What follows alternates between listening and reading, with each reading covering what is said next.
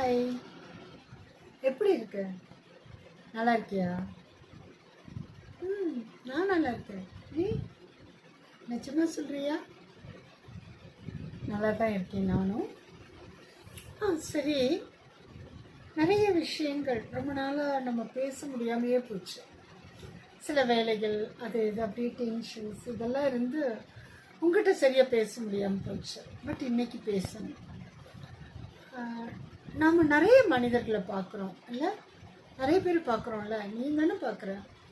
அப்படி நிறைய பேர் பார்க்கும்போது எல்லோரும் ஒரு சிலர் வருத்தமாக இருக்காங்க, சந்தோஷமாக இருக்காங்க, அப்படியே தன்னிலை மறந்து சில பேர் இருக்காங்க. இப்படி நிறைய இருக்குது.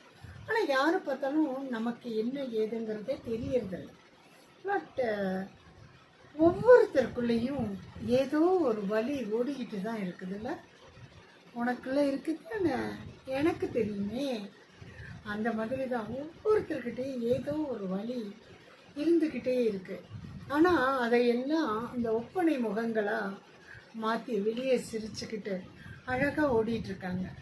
ஆனால் இந்த என்னதான் நமக்கு வலிகள் வேதனைகள் எது இருந்தாலும் நம்மளுடைய சுயத்தை நாம் இழந்துடக்கூடாது. நம்மளுடைய சுயத்தை நம்ம இழக்க ஆரம்பிச்சிட்டோம்னா நமக்கு அந்த இடத்துல மரியாதையே இல்லாமல் போயிடும்.